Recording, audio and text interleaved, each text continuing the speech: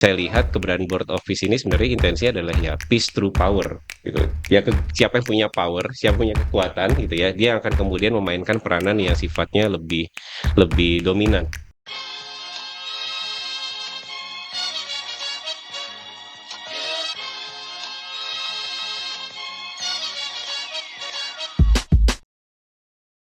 20 jam yang lalu, jam 12 lewat sedikit waktu Indonesia Barat, Kementerian Luar Negeri Republik Indonesia mengumumkan bahwa Indonesia merupakan salah satu negara yang akan bergabung ke dalam suatu badan bernama Board of Peace yang diinisiasi tidak lain tidak bukan oleh Presiden Amerika Serikat Donald Trump.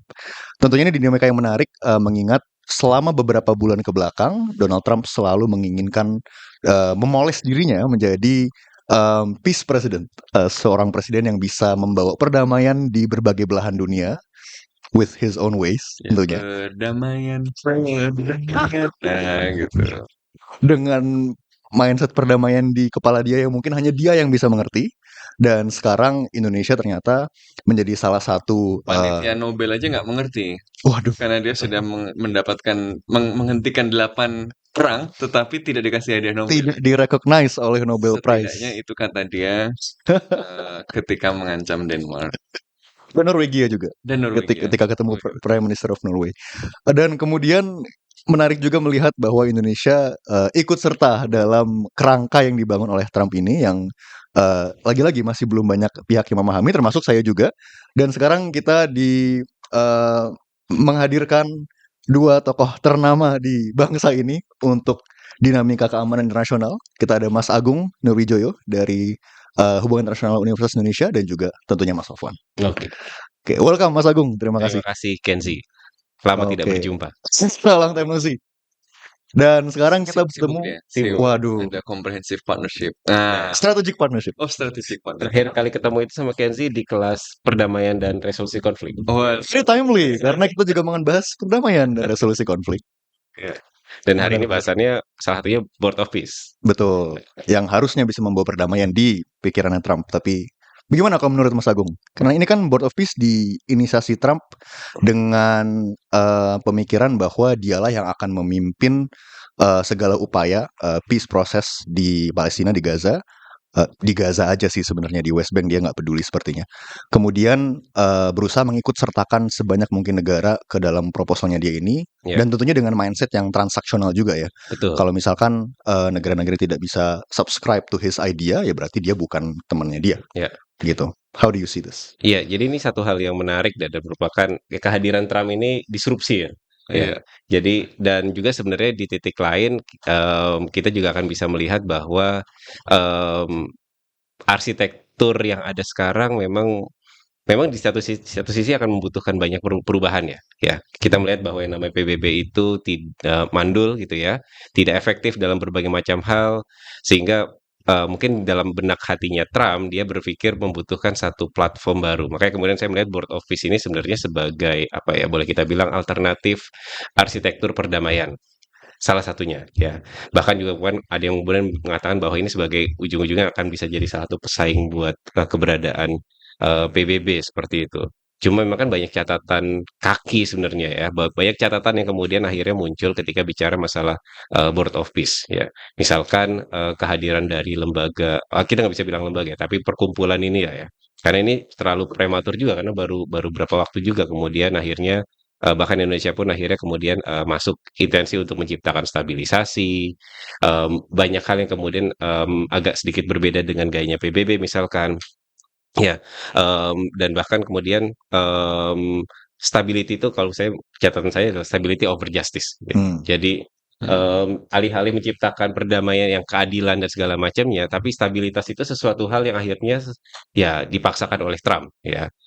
Dunia yang kemudian damai itu ya apa namanya bahkan kita bisa melihat bahwa sebenarnya kita misalkan dalam konteks Board of Peace yang kemudian ide-ide biasanya kan kita melihat gini ya, apa namanya dalam konteks perdamaian itu dalam konteks studi perdamaian tentu ada dua hal. Kalau Galtung itu mengajarkan ada negatif dan positif peace, ya. Kalau negatif peace itu the absence of war, the absence of violence, sebenarnya ke arah sana. Dan intensi untuk Board of Peace ini kan lebih banyak kepada hal-hal tersebut. Ya, kepada bagaimana menciptakan gencatan senjata, demilitarisasi, ya, stabilitas keamanan gitu. Tapi kemudian kurang memperhatikan hal-hal yang misalkan hal-hal yang menjadi akar dari konfliknya itu sendiri. Ya, structural violence-nya kemudian tidak banyak kemudian disentuh. Bahwa permasalahan Palestina itu bukan sekedar bicara masalah Gaza, tapi kemudian kita lupa juga masalah West Bank. Tadi Kenji juga sempat mention di awal, bicara bagaimana masalah pendudukan, bicara masalah bagaimana ketimpangan struktural yang terjadi, pelanggaran HAM dan seterusnya. Belum lagi hak yang paling esensial adalah hak untuk menentukan nasib sendiri seperti itu. Dan memang hal-hal ini yang kemudian saya lihat keberadaan Board of Peace ini sebenarnya intensinya adalah ya peace through power gitu. Ya siapa yang punya power, siapa yang punya kekuatan gitu ya, dia akan kemudian memainkan peranan yang sifatnya lebih lebih dominan ya. Ya, cuma memang dalam konteks sekarang adalah seolah-olah kita memang dihadapkan pada satu kondisi yang there's no other choice gitu ya.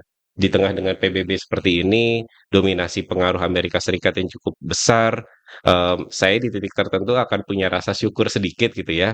Oh ternyata Board of Peace ini tidak sekedar dominasinya adalah orang-orangnya Trump, tapi dalam beberapa waktu terakhir ternyata menyertakan juga negeri-negeri Muslim untuk kemudian ikut di dalamnya. Ya. Kondisional tapi. Betul, ya banyak lubangnya. Dan bisa diveto.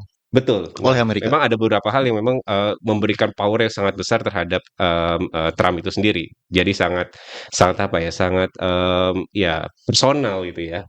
Nah, tapi yang kemudian juga menjadi banyak titik lubang besar misalkan adalah salah satu yang kemudian menjadi titik perhatian saya khususnya adalah perihal isu Palestina yang sendiri. Maksud saya adalah bahwa ternyata Palestina sendiri tidak menjadi bagian, kalau kemudian Netanyahu kemudian ditawarkan sebagai salah satu bagian dari Board of Peace, tidak ada kemudian cerita mengenai Palestina. Ya. Iya. Makanya kemudian apa namanya? Ini Board of Peace ini peace untuk siapa? Dan jadi pertanyaan besarnya kan ke arah sana. Ya, apakah kemudian Board of Peace ini bisa mengakomodir sebenar-benarnya adalah keadilan untuk orang-orang Palestina? Ya, karena memang dalam realitasnya orang Palestina justru ditempatkan dalam posisi yang sifatnya teknis. Ya kan ada kemudian ada Board of Peace, kemudian ada tim apa namanya benar-benar para teknokrat itu kan ya. orang-orang Palestina semuanya oke memang betul. Tapi mereka hanya operasional di bawah gitu. Sedangkan yang sebenarnya jadi ini seperti halnya apa ya? Memang kalau dalam memahami Timur Tengah itu ada pemahaman bahwa disebut sebagai apa namanya wilayah yang memang penetrating system gitu ya. Jadi memang kekuatan struktural dari luar itu yang membentuk perdamaian itu sendiri. Cuma yang jadi problem adalah seharusnya kan memang dalam konteks kita menganggapnya sebagai sebuah konflik misalkan Palestina Israel, bagaimana menempatkan orang suara mereka ini sebenarnya sebagai suara yang sifatnya determinan. Aktor utamanya itu solusi itu tidak muncul dari luar, tapi solusi itu adalah harus muncul dari dalam, gitu ya. Kalau orang-orang Afrika itu punya apa namanya punya pahaman bahwa African solution for African problems, seharusnya solusi-solusi masalah Palestina itu tidak muncul mutlak dari keinginan apa namanya eksternal untuk kemudian mengatur bagaimana kemudian masa depan Palestina itu seperti apa. Makanya kemudian saya rasa memang kehadiran Indonesia dalam hal ini harus kemudian dimainkan menjadi hal yang sifatnya sangat optimal, harus punya agenda setting. Ini bukan sekedar apa namanya tempat ngumpul gitu ya, tapi benar-benar kalau kemudian kita masih punya rasa solidaritas, kita harus mengkonvert solidaritas itu menjadi satu nilai keadilan. Iya. Oke, padahal sebenarnya kalau di konteks konflik yang lebih dekat dengan Indonesia, aku ingat di Myanmar, Indonesia sering sekali mengulang-ulang narasi peace proses di Myanmar harus Myanmar own dan Myanmar led. Iya. Kenapa kita tidak menerapkan hal yang sama di Palestina? Karena mereka nggak ikut-ikut di Myanmar sih. Karena si Donald Trump belum membuat Board of Peace-nya Di Myanmar. memasukkan agenda Myanmar gitu. Nanti kalau dia mau hadiah Nobel lebih besar lagi mungkin dia ke situ. Tapi begini, ya karena kalau kita lihat secara apa ya, secara konseptual gitu, memang sebenarnya kan hukum internasional terutama pasca Perang Dunia Kedua, itu didasarkan pada landasan normatif yang namanya self-determination, pengakuan terhadap hak untuk kemudian menentukan nasib sendiri, ya kan, yang itu enshrined di United Nations Charter. Tapi kan sepanjang sejarah PBB kita juga menyaksikan bahwa seperti yang dibilang sama Mike Carney kan, penerapannya selektif. Ada waktu-waktu ketika kedaulatan dan self-determination itu menjadi sesuatu yang sakral dan dilindungi. Ada waktu-waktu ketika hak asasi manusia itu benar-benar diterapkan gitu. Tapi ada saat-saat ketika dia adalah sesuatu yang diabaikan dan kita tutup mata saja, gitu kan. Tetapi seperti pengakuan dosanya Carney sendiri, selama ini para pemimpin Barat itu tutup mata. Kenapa? Karena mereka bukan jadi korban, karena mereka diuntungkan oleh itu. Ini Perdana Menteri Kanada Mark Carney Iya, betul. di Kemarin kan World dia Economic bikin Forum di Davos. pidato kan di Iya. Davos. Sekarang fasad kepalsuan itu sudah hilang gitu ya, dengan adanya si Bapak Trump ini yang menahbiskan dirinya sendiri menjadi emperor gitu ya, rasanya gitu. Kenapa? Karena yang menarik loh, di board of peace itu ada Trump sebagai founder. Ya. Dan dia punya kekuasaan luar biasa, dan ada Trump sebagai presiden Amerika Serikat.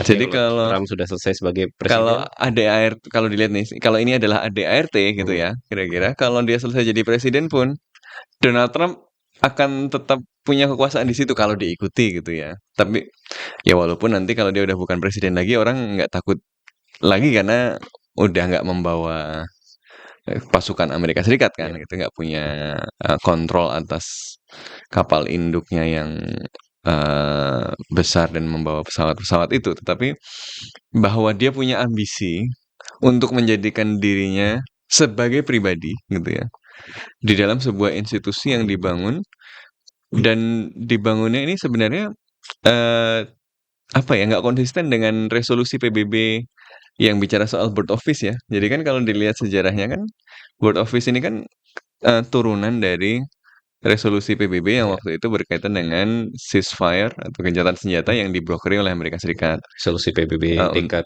nomor 2803. Ya, yang mau kemudian kalau mau masuk fase 2, kemudian rekonstruksi ulang kan akan di-oversee sama Board of Peace yang kemudian mengelola ini, lalu ada yang sifatnya teknokratik tadi yang Palestina. Tetapi kalau dilihat di dokumen pendiriannya Board of Peace yang sekarang, ini kan lebih luas lagi. Tidak seperti Board of Peace yang di 2803 itu kan. Gitu. Jadi ini sesuatu yang dia extend sendiri. Dan bahkan alih-alih didasari oleh resolusi Dewan Keamanan PBB, ini kayak mau bikin Dewan Keamanan sendiri, menggantikan Dewan Keamanan gitu kan. Bahkan PBB, bahkan ketika Trump itu mengatakan bahwa ditanya gitu soal PBB gimana, ya dia mengindikasikan bahwa PBB nggak relevan lagi gitu kan ya. Jadi ada ambisi ke situ yang kalau tadi kata Mas Agung sebenarnya menarik, karena ini pukulan sebenarnya juga untuk kelambanan dan inefektivitas dari lembaga-lembaga internasional hari ini ya, seperti PBB kan, ada genosida nggak bisa ngapa-ngapain dan seterusnya. Dan ketika Amerika Serikat kemudian membuat sesuatu yang berbeda, ternyata ada sesuatu yang di luar kotak yang bisa dilakukan, walaupun Trump kemudian membongkarnya dengan sangat egois gitu ya, sangat otoritarian dan kontraproduktif sebenarnya. Tapi yang seharusnya merespon adalah PBB dong. Ini kan pencurian mandat terhadap PBB. Ini kan serangan terhadap PBB seharusnya gitu. Jadi kalau kita lihat ini sebenarnya kita kayak kembali lagi ke masa kolonial. Nah, ini kayak zaman Scramble for Africa tahun 1880-an lah, 1884 tuh kekuatan-kekuatan Eropa ngumpul di Berlin gitu ya. Otto von Bismarck kemudian bagi-bagi ya Afrika, kita bagi ya tanpa mendengarkan suara Afrika tadi gitu kan. Jadi ini kayak ya kita kembali lagi ke periode kolonial di mana orang-orang yang tanahnya itu nanti akan diatur, itu malah nggak dikasih suara karena mereka dianggap tidak layak bersuara. Karena mereka dianggap, either korban atau sebagai teroris gitu loh. Ya seperti kita dulu juga dianggap kalau nggak terlalu lemah, kurang maju, kurang berperadaban, ya teroris kan. Kita kan dulu juga dianggap begitu gitu. Jadi ini kita kembali ke abad 19 gitu ya, dan dengan logika yang sama, logika bahwa ya kita akan membantu loh orang-orang Palestina ini untuk melakukan hal yang benar, yang karena kalau dibiarin sendiri nggak benar nanti gitu kan. Nah, kemudian suaranya nggak didengar. Bahkan pembantainya yang ada arrest warrant-nya, ini kan aneh banget gitu. Board of Peace, tapi isinya ada pelaku genosida atau setidaknya orang yang sedang Betul. dapat arrest warrant dari ICC. Itu kan aneh banget gitu. Tidak hanya itu, yang masuk juga adalah negara-negara yang secara sistem pemerintahan itu seringkali diasosiasikan dengan otoritarianisme. Ini yang masuk itu kan monarki-monarki Timur Tengah, Ya. gitu ya. Kemudian di Eropa pun yang masuk siapa? Yang udah masuk Belarusia. Belarusia itu the remaining authoritarian in Europe kan gitu. Dan katanya Putin juga lagi mempertimbangkan Putin lagi untuk mempertimbangkan. bergabung. Jadi ini kayak Hungaria, ya Hungaria Viktor fasis kan, Orban. ya sayap kanan jauh gitu. Jadi ini kayak kumpulan fasis, enggak ya? Kumpulan apa ya? Kumpulan kekuatan-kekuatan illiberal, gitu Kalau kan. di artikel Kalau di yang di depan artikel Mas ini kan Sofwan, Illiberal illiberal International, international gitu kan. Ya, kan komunis ada internasionalnya gitu. Komintern. Ini internasional juga tapi illiberal gitu kan. Jadi dan dipimpin oleh si tadi apa kepalanya Tenryu Bito gitu ya. Trump Bito gitu. Yang sebelum-sebelumnya selalu menjadi garda terdepan liberalisme dan demokrasi, tapi ternyata Ya tadi sekarang kalau bahasanya McCartney ya tadinya itu pura-pura doang, tapi dibungkus, tapi sebenarnya merefleksikan dominasi itu, tapi masih coba dihias-hiasi lah dengan kepura-puraan. Kalau ini nggak pakai pura-pura, udah telanjang aja gitu. Jadi struktur yang timpang, power based international relations itu yaitu ditampakkan dengan telanjang. Kalau gue bisa begini nggak bisa ngapa-ngapain, nggak peduli gue nilai apa, nggak ada nilai-nilai di situ gitu. Yang penting gue paling kuat. berbagai analis dan termasuk pemerintah Indonesia sendiri kan sudah sangat menyayangkan bahwa akhir-akhir ini multilateralisme itu sudah eroding, makin lama makin memudar, makin hancur. I would imagine kalau misalkan kita melihat situasi seperti itu, responnya adalah oke, ini udah memudar, mari kita perbaiki. Bukannya ini memudar, sekalian buang aja, Sekalian buang aja diganti aja, dan bikin baru. dan bikin baru. Dan kita ikutan, walaupun harus bayar kayak membership gym ya. $1 miliar kalau nggak salah membershipnya. Membership tapi setelah 3 tahun, Setelah 3 5 tahun. Oh, Jadi ini kayak ini memang mungkin dia tidak memperlakukan ini serius-serius amat juga sih. Mungkin dia apa ya? Ya serius nggak serius gitu. Itu kayak orang mau buka bisnis apa gitu, klub kebugaran gitu kan. Gabung dulu gitu ya. Kalau nggak gabung bukan temen gue gitu kan. Jadi kalau gabung nanti kalau ini ternyata bisa jalan dengan baik, kalian bayar deh sekian gitu kan biar dapat duit. Tapi kan belum tentu jalan juga gitu. Ini kayak apa ya? BOP itu what states make of it. Kalau pada nggak percaya nggak jalan kan. Tapi kalau pada percaya ya percaya. Masalahnya orang jadi terdorong untuk percaya karena ada senjatanya Amerika Serikat di situ. Lu nggak percaya, bukan temen gue, lu mau diinjak gitu kan. Nah kan kira-kira gitu. Ya. Mas Agung, apakah kepercayaan itu yang tadi Mas Sofwan bilang untuk kemudian menuju perdamaian itu harus dibeli dengan nggak ada uang $1 miliar? Nggak ada urusannya sama perdamaian itu kan. Gimana Mas Agung? Tadi makanya saya sempat singgung kan, peace through power, ya kan. Jadi dalam logikanya adalah ya untuk mendapatkan perdamaian ya harus dilakukan dengan siapa yang punya power paling besar gitu ya. Bahkan Ya, kecenderungannya adalah perdamaian akhirnya itu transaksional. yang diinjak nggak usah teriak-teriak. Ya. Perdamaian itu yang ditindas diem aja gitu. Makanya kan tadi menarik ketika Mas Sofan juga sempat menyinggung perihal apa yang terjadi di Afrika dulu kan, dengan ada Scramble for Africa of Africa itu kan, dengan apa namanya pengaruh kekuatan kolonial yang dominan, kita nggak mau kemudian sejarah itu berulang ya. Ya. Tapi akhirnya kemudian kalau ketika negara-negara ini yang dilalahnya diajak gitu ya, diajak untuk kemudian gabung, ya mereka nggak boleh ada. Ya ini bukan sekedar panggung gitu ya, tapi Ya, sebenarnya harus diisi, harus punya agenda setting yang kemudian betul. jelas gitu ya. Kalau kemudian kita melihat bahwa Palestina itu tidak disertakan ya sebagai satu kelompok yang sebenarnya harus punya peranan penting ya. Harusnya negara-negara ini Betul. itu harus punya kemudian suara yang signifikan ya, gitu ya. Mereka harus menjadi penyambung lidah Palestina. Betul, Penyambung lidah penyambung lidah rakyat. Palestina. Hmm. Iya, ketika bicara ya saya juga sama teman-teman suka bicara ya Palestina itu tidak hanya membutuhkan hari ini tidak sekedar membutuhkan solidaritas. Semua sudah bersolidaritas. Tapi yang sekarang dibutuhkan adalah sisi keadilannya. Keadilannya mau di mana nih? Gitu kan.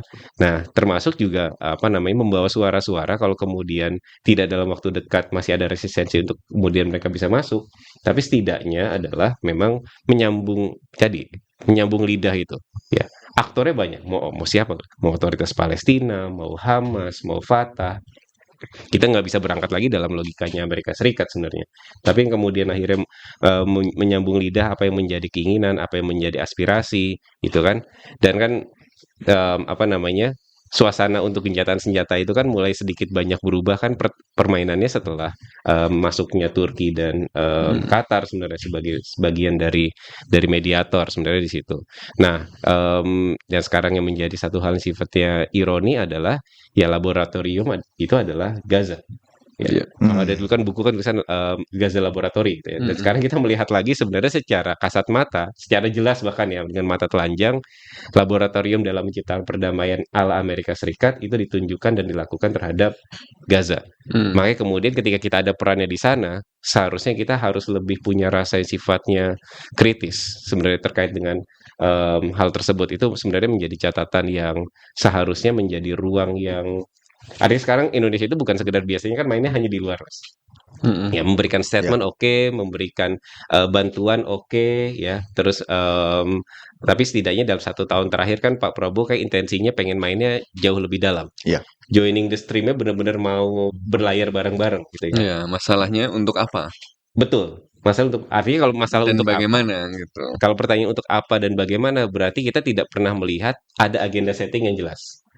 Poinnya kan ada di situ, ya. Artinya sebenarnya publik juga kadang-kadang kita bertanya-tanya karena kita nggak pernah mendapatkan juga penjelasan secara lebih jelas gitu ya. Ini agenda settingnya mau gimana sih dalam konteks Palestina, peran apa yang kemudian diambil. Kalau kemudian Pak Sugiono juga sangat mengulang-ulang kata-kata foreign policy begins at home gitu ya. Dalam ketika PPT yang kemarin tentu akhirnya ya partisipasi dalam konteks publik dijelaskan terkait dengan hal-hal tersebut, rencana-rencana ke depan. Seperti isu terakhir ya, ISF itu kan kenapa memunculkan polemik sangat kuat di publik karena dari pemerintahnya juga tidak secara clear menjelaskan peran ISF itu seperti apa sih gitu. Kita akan memahami secara jelas bahwa ya ISF itu berbeda dengan pasukan penjaga perdamaian. Ya, tapi kan problem besarnya adalah perdebatan itu dibiarkan di level publik. Kita tidak pernah mendapatkan hal yang sifatnya lebih jelas. Karena memang mungkin belum jelas juga Betul. di pemerintah maupun institusi yang mau dibangun itu sendiri oleh Trump kan. BOP, ISF ini kan sesuatu yang sebenarnya masih belum clear gitu ya. Iya. Kalau saya melihat bahwa satu dia adalah mekanisme yang conceptually kolonial. Itu clear bahwa dia secara konseptual, secara filosofis adalah sesuatu yang dibangun bukan atas pengakuan terhadap self-determination, bukan atas pengakuan terhadap keharusan keadilan, tetapi berdasarkan pada ya kehendak dari yang memiliki kekuatan militer. Dan kemudian dia didasarkan pada asumsi-asumsi yang sifatnya kolonial kan, bahwa orang-orang ini nggak tahu apa yang harus dilakukan, saya yang paling tahu, si Donald Trump yang paling tahu. yang lain mau ikut atau enggak. Kedua, dia adalah serangan terhadap tidak hanya kedaulatan Palestina, dia adalah serangan terhadap keutuhan sistem internasional kan sebenarnya. Ya, Dia kan overlap dengan PBB. Dia mau mengambil peran ya dari Dewan Keamanan tanpa kontrol dari yang lain. Dia beneran kemudian memusatkan di situ. Seharusnya yang terjadi adalah kalau para pemimpin dunia ini punya nyali gitu ya dan benar-benar berkomitmen pada menjaga kemungkinan perdamaian di seluruh dunia itu hidup gitu ya. Jadi kan lucu kalau kalau eksperimen ini berhasil, saya kira ya PBB itu sudah sudah habis lah gitu ya. betul. Dan kalau Hmm. PBB sudah habis artinya apa? Artinya banyak yang dipegang oleh mekanisme tatanan dunia pasca Perang Dunia Kedua itu akan kolaps semua kan. Border fixity soal nggak boleh menganeksasi Hmm. negara lain secara militer, Greenland dan seterusnya itu sesuatu yang kemudian jadi terbuka lagi dan justru bukan peace yang akan terjadi gitu ya. Jadi ini lebih lebih besar lagi dari sekedar bukan apa ya satu isu. Ini sesuatu yang lebih besar lagi bahwa secara fundamental ini problematik. Nah itu secara Ya, konseptual. Tapi saya setuju tadi secara taktis ya sudah masuk gitu mau ya gimana gitu ya.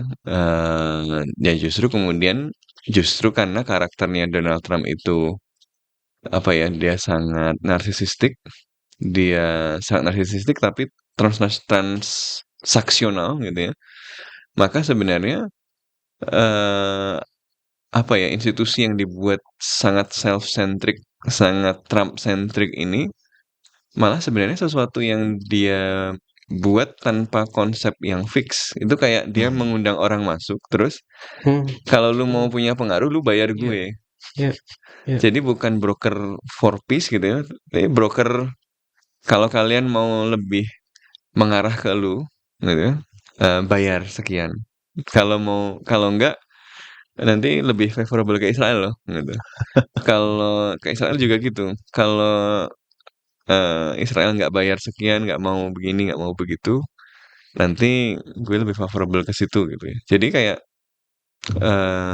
ya ini kayak orang mengambil keuntungan dengan leverage Amerika sebagai kekuatan yang paling besar di dalam sistem internasional gitu. Jadi interestnya bukan bukan peace, interestnya adalah membuat Amerika Serikat sebagai kekuatan yang bisa menentukan apa yang terjadi di dunia gitu kan.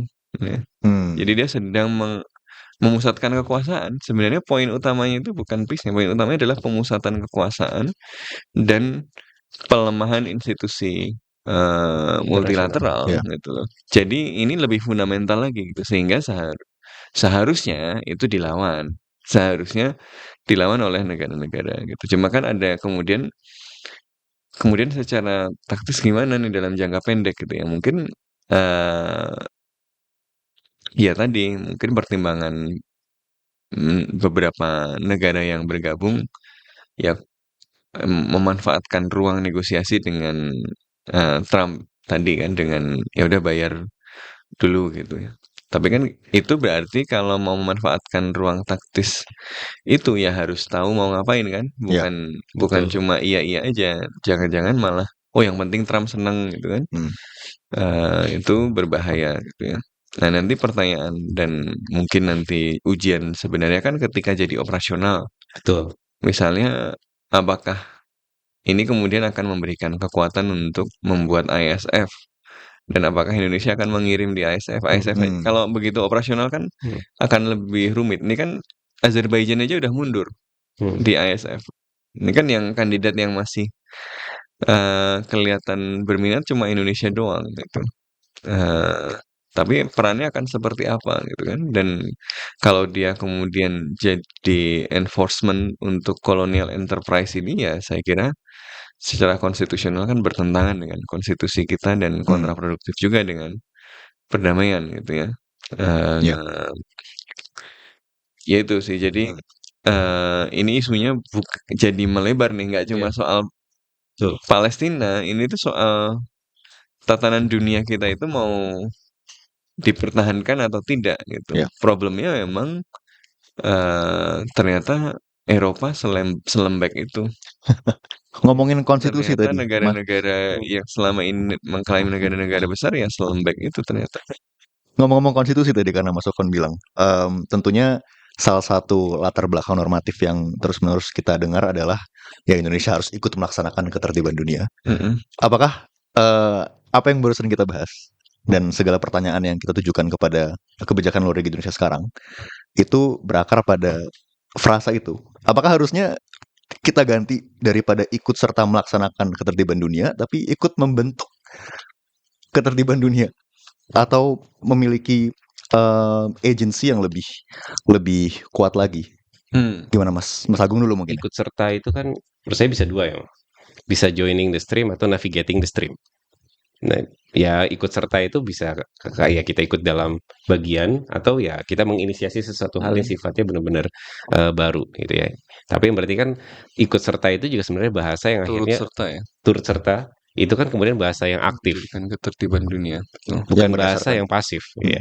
Artinya mungkin di titik itu saya secara pribadi mungkin ya akan dengan kesertaan ada titik apresiasi juga karena memang dalam kondisi sekarang Nggak tadi bisa ya sendirian juga. dan nggak bisa ya sendirian posisinya seperti itu di tengah dalam kondisi dunia yang oke PBB tidak benar-benar tidak bisa inefektif dalam kasusnya Gaza gitu ya ternyata mekanisme lain yang keluar dari platform bisnis as usual ternyata keluar adalah ada alternatif lain yang sebenarnya itu sangat merugikan buat Palestina sebenarnya tapi dalam Dan kontestasi merugikan dunia. betul apalagi tadi kemudian kalau ini berhasil kan sebenarnya itu jadi leverage-nya atau kreditnya paling besar untuk Trump gitu Iya. ya ya bahkan mungkin model board of peace di tempat yang lain akan ditetapkan gitu ya direplikasi lagi. Dan board direplikasi office-nya mungkin makanya kan nggak disebut spesifik soal Palestina tuh di pendiriannya. betul betul Karena dia mau membayangkan dia akan ada di tempat-tempat yang lain juga gitu loh. betul struktur dominasinya kan terlihat hegemoniknya Jadi kalau kemudian nggak ada challenge di sini,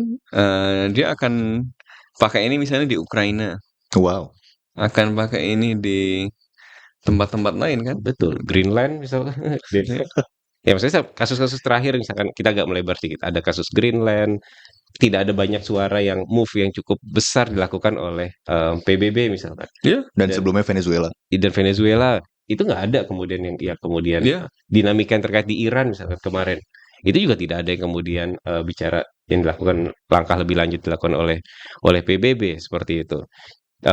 Tapi di sini kan jadi satu bentuk ya anomali juga ya dalam konteks perkembangan ya ya bagaimana dunia ini bekerja hari ini gitu ya.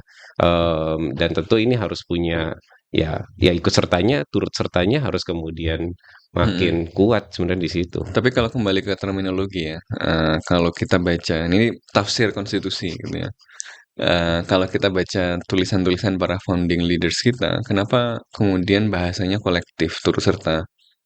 Karena Indonesia memang menempatkan perjuangan nasional kita dan perjuangan nasional yang di dalamnya itu kemudian berkaitan dengan tujuan nasional tadi termasuk turut serta dalam mewujudkan perdamaian dunia adalah sebagai bagian dari sebuah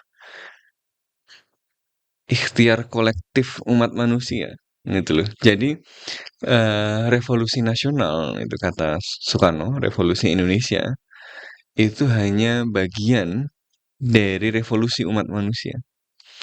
Jadi ya dia itu adalah bagian dari sesuatu yang lebih besar. Dengan mengatakan ini turut serta, Indonesia itu menempatkan dirinya sebenarnya dalam semangat kolektif ini tuh kesadaran kolektif umat manusia untuk menghadirkan dunia yang lebih baik loh gitu. Ya.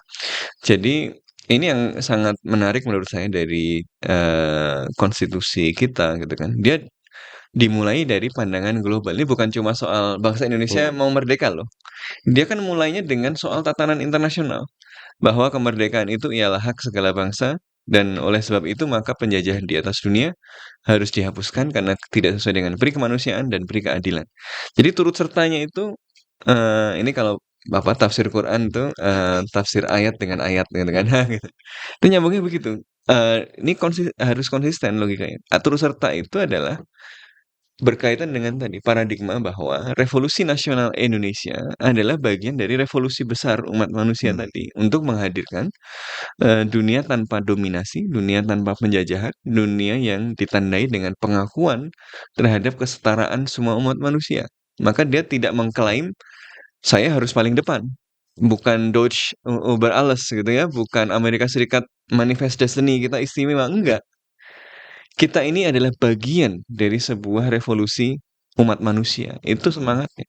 Nasionalisme Indonesia itu adalah sesuatu yang tumbuh di taman Taman internasionalisme. Itu clear, Indonesia itu selalu melihat dirinya sebagai bagian kolektif umat manusia. Gitu. Itu posisi filosofis. Jadi turut serta itu bukan kita nggak aktif. Turut serta itu adalah posisi filosofis bahwa ini adalah kerja kolektif. Indonesia itu bukan yang paling mulia loh. Bukan yang paling besar. Bukan yang paling keren. Indonesia ini adalah wujud kesadaran umat manusia yang tadinya ditindas, yang tadinya dijajah, dan itu dialami oleh semua umat manusia yang lain yang tadinya pada terjajah. Maka kita mari bersama-sama mewujudkan ini. Dan inilah justru semangat yang kemudian sempat menghadirkan perubahan di dalam tatanan internasional kan. Self-determination, pengakuan terhadap self-determination, pengakuan terhadap agensi negara-negara selatan. Yang ini kemudian memunculkan tension di dalam tatanan internasional. Jadi tatanan internasional itu kan tadinya basisnya power, kekuatan material. Tapi ketika ada ledakan kesadaran dari bangsa-bangsa terjajah ini, kemudian ada aspirasi equality. Yang aspirasi equality ini nggak bisa ditahan karena secara diskursif benar dong. Secara diskursif nggak ada yang bisa ngomong orang kulit hitam lebih rendah dari orang kulit putih. Nggak lagi kan gitu loh. Ketika kekuatan diskursif itu kemudian menang. Padahal masih awal abad 20 itu kan masih diyakini secara rasial hierarkis kan. Tapi berkat para intelektual dan para founding leaders dan perjuangan orang-orang Asia Afrika ini, itu kemudian nggak diterima lagi kan. Kemudian normanya adalah norma equality. Tapi norma equality yang kemudian dilembagakan di enshrine secara formal di dalam tatanan internasional, itu kemudian mengalami tension dengan realitas materialnya, bahwa realitas materialnya masih hierarkis. Dan yang hierarki ini nggak mau kehilangan privilege. Yang diuntungkan dengan hierarki ini nggak mau kehilangan privilege. Makanya selalu ada tension kan antara international law, antara norms, antara prinsip-prinsip hak asasi manusia, self-determination dengan realitasnya. Gitu. Kapan dia diterapkan, kapan nggak diterapkan. Tapi setidaknya dia kemudian menjadi framework normatif yang tidak selalu efektif, tapi ya mengikat dan memberikan sedikit panduan perilaku negara. Nah sekarang itu udah dibuang sama sekali. Artinya apa? Artinya kalau yang dikehendaki itu turut serta mewujudkan perdamaian dunia tadi, itu kita mendorong tension tadi yang normatif yang menang. Aspirasi ideal soal kesetaraan umat manusia, soal duduk sama rendah berdiri sama tinggi, soal politik non dominasi gitu ya. Itu yang kemudian mempengaruhi struktur materialnya. Tapi kalau Donald Trump kan kemudian memilih, ngapain sih kita pura-pura peduli HAM? Ngapain sih kita pura-pura peduli bahwa ada nilai-nilai? Ngapain saya diatur-atur oleh yang lebih lemah? Ini kan pemikiran stafnya Trump yang sangat mewarnai sangat mewarnai dokumen-dokumennya Amerika Serikat kan, Steph Miller. Miller itu kan seorang pemikir yang sayap kanan yang cara berpikirnya memang ya kalau gue kuat ngapain gue diatur-atur? Ngapain gue diatur?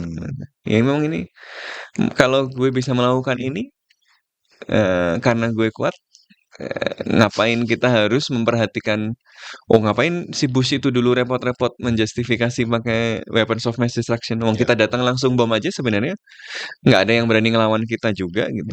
Nah, jadi ada frasa yang menyertai poin tadi dalam konstitusi kita kan kemudian diikuti dengan berdasarkan prinsipnya, betul. kemerdekaan, perdamaian abadi dan keadilan sosial. Perdamaian abadi dari sana, Mas Agung. Is that still possible dengan dinamika yang barusan Mas Sofan ceritakan?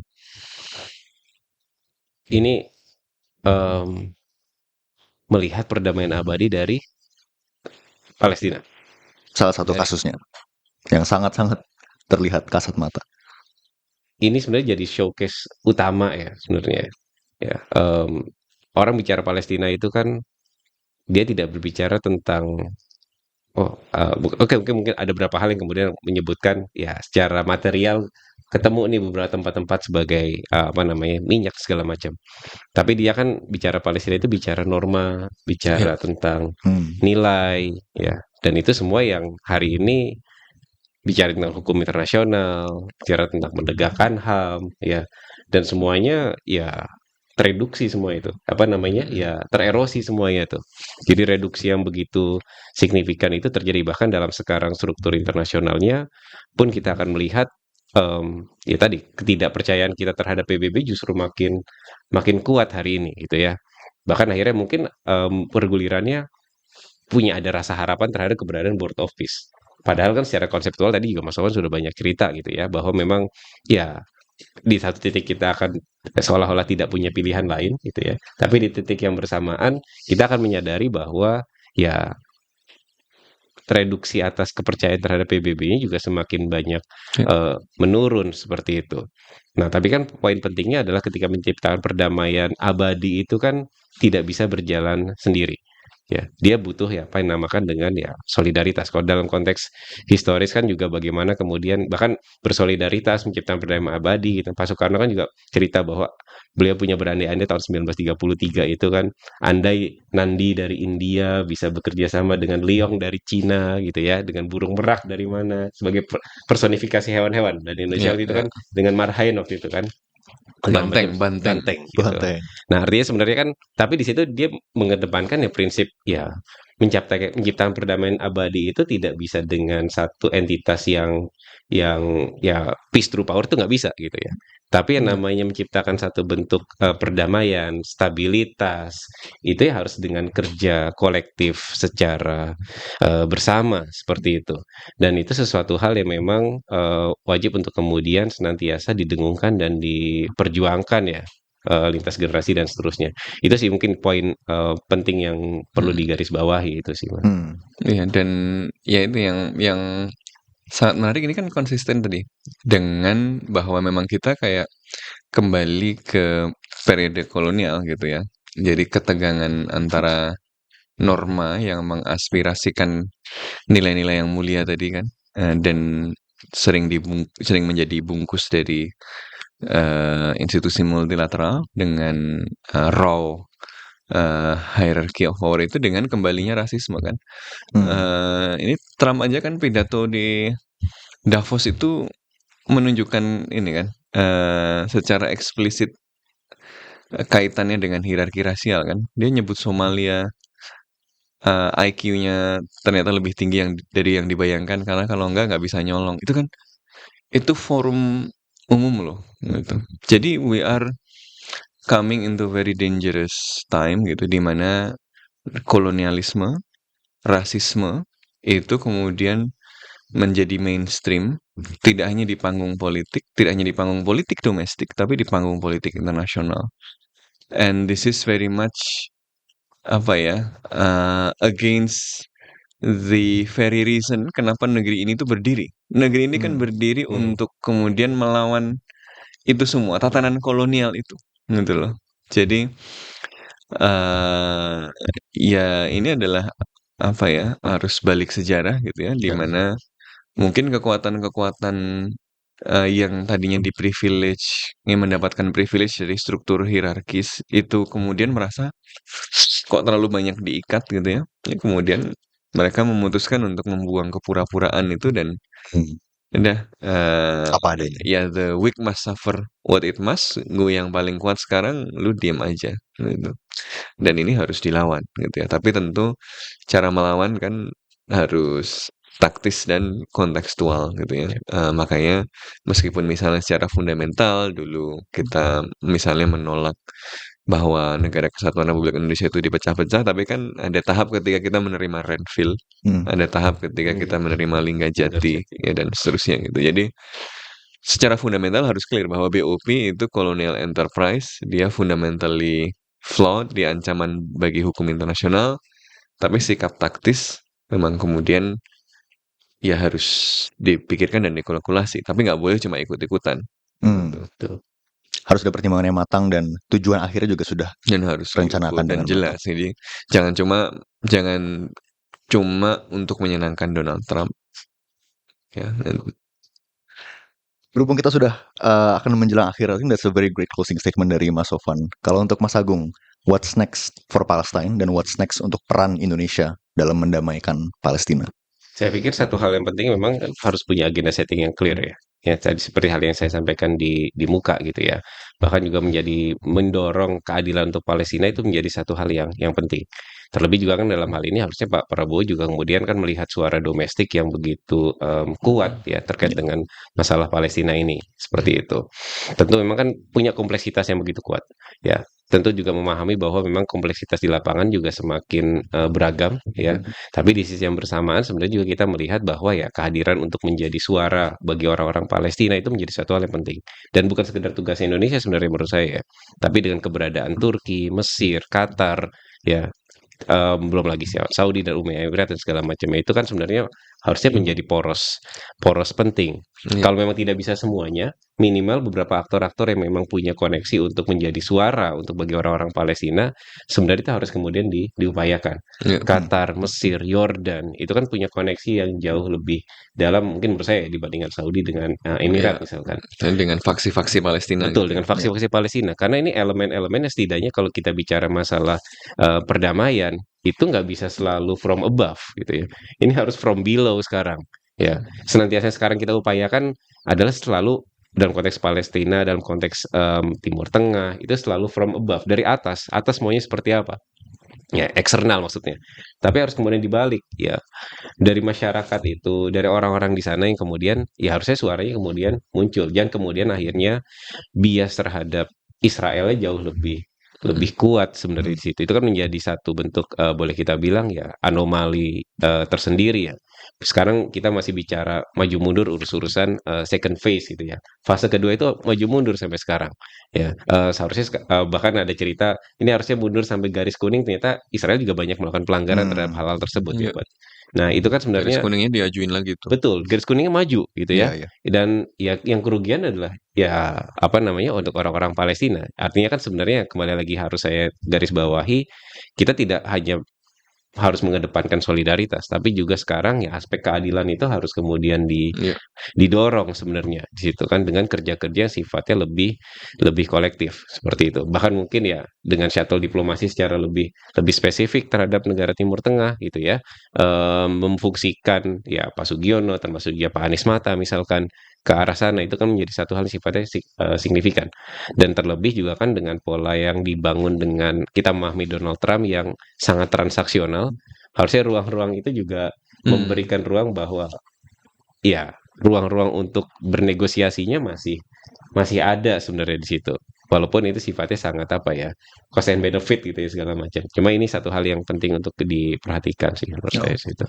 Terima kasih banyak Mas Agung dan Mas Sofwan dan teman-teman sekalian yang sudah menyaksikan episode podcast Bebas Aktif kali ini bersama Kontekstual. Semoga kita doakan bersama keadilan itu benar-benar terwujud di Palestina. Tidak hanya perdamaian tapi keadilan yang seutuhnya dan sepenuhnya. Dan tidak hanya di Palestina. Ini Seluruh dunia. yang at stake seluruh dunia nih. Seluruh dunia. Terima kasih sekali lagi teman-teman semua. Jangan lupa untuk ikuti terus media sosial Kontekstual untuk episode podcast Bebas Aktif selanjutnya. Dan sampai jumpa di perbincangan kita berikutnya. Dadah. Free Palestine.